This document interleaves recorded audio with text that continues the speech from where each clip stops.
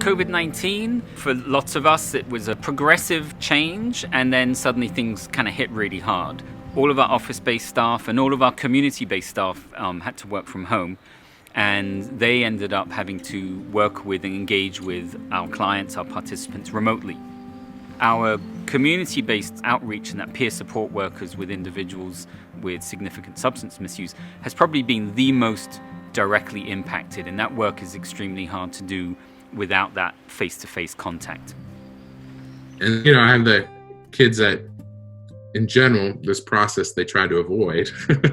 So engaging those kids has been challenging, even if it's just like over the phone and there's maybe the barrier of them getting to their appointments, but they're, I think, finding different ways to avoid following through. Here at our residential program, it actually hasn't changed that much, other than the outside world has been cut off. We still work with these youth 24/7. We are their family. We're now homeschooling the kids. We used to have an on-site school that was staffed by Clackamas Education Service District. They can no longer bring their teachers on site. They are still doing remote teaching now, but we have kind of filled that gap. Our staff are also now the classroom educators.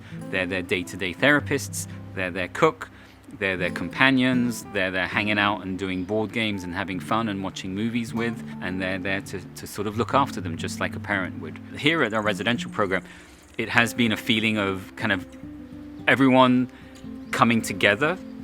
I just think the way the staff's reacted to trying to find ways of keeping some uniformity to it, some consistency to our program, so that the kids don't feel like, things are off the rails, while at the same time making some allowances. The kids have actually really stepped up, taking more responsibility for some things, being part of the choice process about what they do with their days. From a clinical supervisor, I'm just incredibly proud of our clinical staff. They're seeing that in every adverse situation, there's opportunity to still intensify that therapeutic relationship, and that's what they're doing. The few times I was there before I could not be there, there was a real sense of this is our environment and we're going to make it as good as we can, but this is ours for now, so it's what it is, and it's going to be as good as it can be. They are meeting their own needs. I think they're proud of their own self-sufficiency.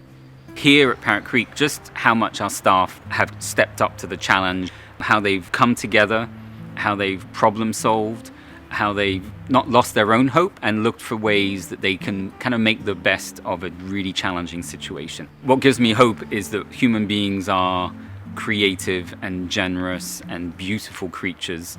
We have a lot of our other negative sides to us, but that really has come through here at Parrott Creek. And that's what you see that in the community, the level of care and concern.